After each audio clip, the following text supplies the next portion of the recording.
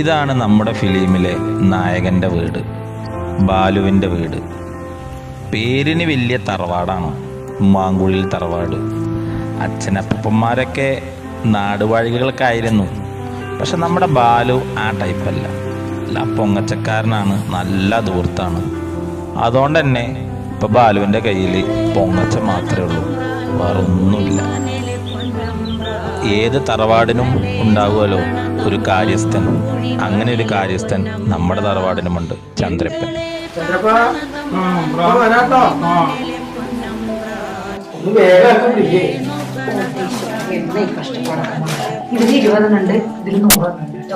ജീവിക്കാൻ ഒരു മാർഗമായിട്ട് കണ്ടാൽ മതി, അല്ലാതെ വേറെ ഒന്നും വിചാരിക്കണ്ട. നേരം വൈകി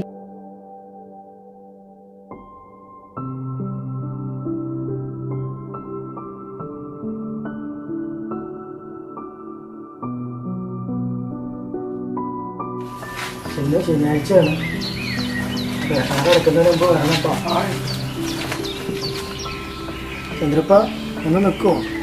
ഇതൊക്കെ ഇവിടുന്ന് ഉണ്ടാക്കണമെന്ന് ആരും അറിയരുത് കേട്ടോ.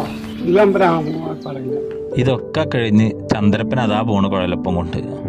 പിന്നെ കുഴലപ്പം വെക്കാൻ ചന്ദ്രപ്പൻ വന്നിട്ടില്ല. കാരണം എന്താ? നമ്മുടെ നാട്ടിൽ വന്ന കൊറോണ. വീണ്ടും അടുത്ത പ്രതിസന്ധി ബാലുവിന് കൊറോണ.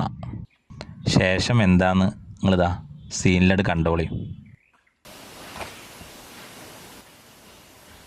ഹലോ, ബാലു അല്ലേ? എന്നെ മനസ്സിലായോ?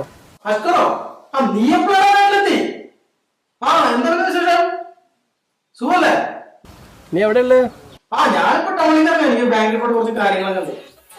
കുറച്ച് ബാങ്കിൽ ക്യാഷ് ഡെപ്പോസിറ്റ് ചെയ്യാൻ ആ ബാങ്ക് മാനേജർ വിളിച്ചിട്ടാണ്. അങ്ങനെ ടാർജറ്റ് ഒന്നും ആയിട്ടില്ല എന്നൊക്കെ പറഞ്ഞിട്ട്. അപ്പൊ അന്ന് പോയിട്ട് ക്ലിയർ ചെയ്യാം. അധികം സമയമൊന്നും വരില്ല. 1-2 പ്രൊസീജിയർ മാത്രമേ ഉണ്ടാവുള്ളൂ. അതിപ്പോ 5-10 മിനിറ്റിന്റെ സമയം. നീ മാർക്കറ്റിന്റെ അങ്ങോട്ട് വാ.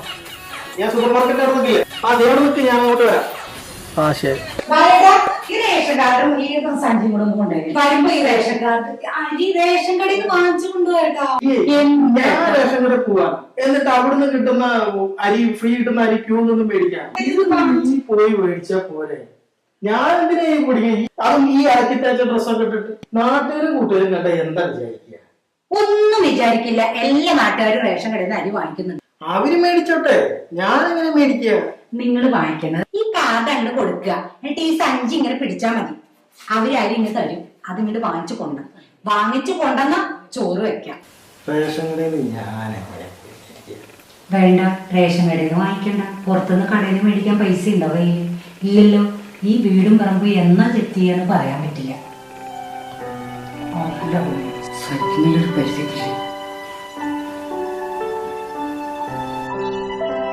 അരി സാധനങ്ങൾ കൊണ്ടുവന്നാ ഉച്ചയ്ക്ക് ഭക്ഷണം വയ്ക്കാം, അല്ലെങ്കിൽ എന്നത്തെയും പോലെ പച്ചവെള്ളം കുടിക്കാം. അത്രയല്ലേ? അല്ലെങ്കിൽ എന്നും അങ്ങനെ തന്നെയല്ലേ? ദയവ് ചെയ്ത് പൊങ്ങച്ചൻ പറഞ്ഞ ആരും ഇങ്ങനെ വിളിച്ചു കൊണ്ടുവരണ്ട. ഇവിടെ ഒരു ഗ്ലാസ് ചായയും കൂടി ഇട്ട് കൊടുക്കാനില്ലേ?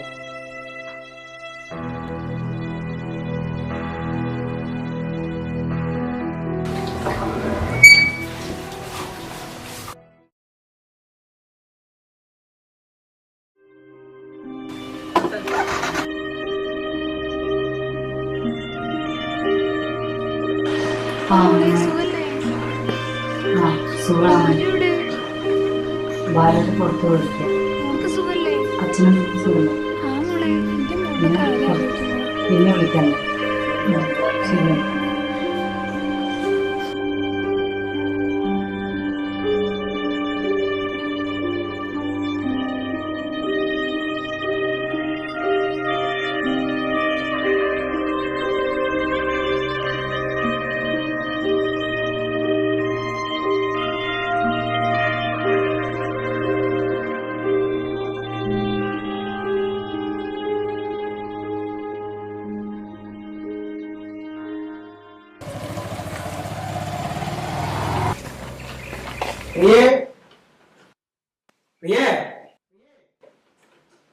വന്നിരിക്കുന്നത് നോക്കിയേ.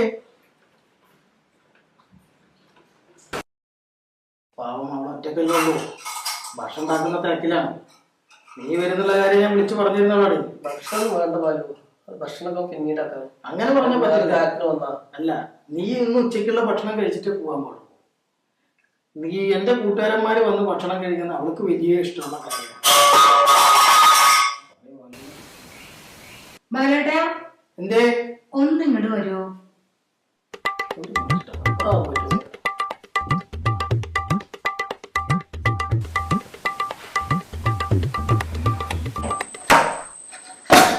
കൊറേ ഞാൻ സഹിക്കണം.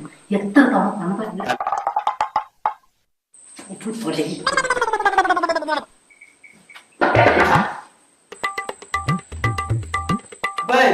ഒരു മുറി സാമ്പാറും ഒരു മുറി പാചകം അത് മതി. തേങ്ങ ഉടക്കാനേ വിളിച്ചതാ. ഇവിടെ തേങ്ങ ഇങ്ങനെയാണ് ഉടക്കാറ്. ഇവിടെ ഇങ്ങനെ തേങ്ങ ഉടക്കണ പോലെ അതങ്ങനെ ഉടക്കാറുണ്ടോ? എടാ ബാലു, നിന്റെ എല്ലാ കാര്യങ്ങളും എനിക്കറിയാം. ഞാനെന്താ കട്ടാക്കിയിട്ടില്ലല്ലോ അവിടെ.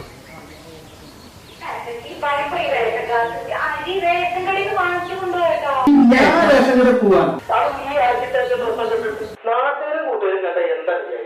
വേണ്ട, റേഷൻ കടയിൽ നിന്ന് വാങ്ങിക്കണ്ട, പുറത്തുനിന്ന് കടയിൽ മേടിക്കാൻ പൈസ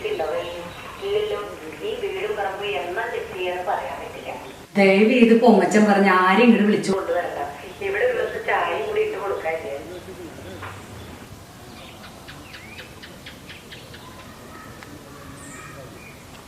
എല്ലാവരോടും വാട്സപ്പ് ഗ്രൂപ്പിൽ ഒന്ന് വരാൻ പറയട്ടോ. ബാലുവിനെ കുറിച്ച് ചെറിയ കാര്യം പറയാനുണ്ട്. നമ്മൾ വിചാരിച്ച മാരുന്നല്ല, ബാലുവിന് ഒരുപാട് പ്രശ്നങ്ങൾ തോന്നുന്നു.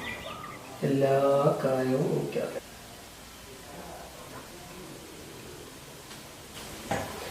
എടാ ബാലു, നിന്റെ എല്ലാ പ്രശ്നങ്ങൾക്കും പറയാനാണ്. ഞങ്ങൾ കൂട്ടുകാരോട് ഇല്ലേ, അവരോട് പറയാൻ മടിയാണ്. നിനക്ക് എന്നോടൊരു വാക്ക് വെച്ച് പറയാനല്ലേ. എടാ, നമ്മുടെ അമ്മയുടെ കയ്യിൽ നിന്നൊക്കെ എത്ര പ്രാവശ്യം ഞാൻ ഭക്ഷണമായി കഴിച്ചതെന്ന് അറിയോടാ. എനിക്കൊക്കെ അത് മറക്കാൻ പറ്റുമോടാ? നമുക്ക് ആർക്കെങ്കിലും അത് മറക്കാൻ പറ്റുമോടാ? ഇത്രയൊക്കെ പ്രശ്നങ്ങൾ ഉണ്ടായിട്ട് നിനക്കൊന്നും എന്നെ വിളിച്ച് അറിയിക്കായിരുന്നില്ലേ? അതാണ് എനിക്ക് ഏറ്റവും വലിയ സങ്കടം. സോറിയോ? ഈ എന്നോട് ബല ചേച്ചി,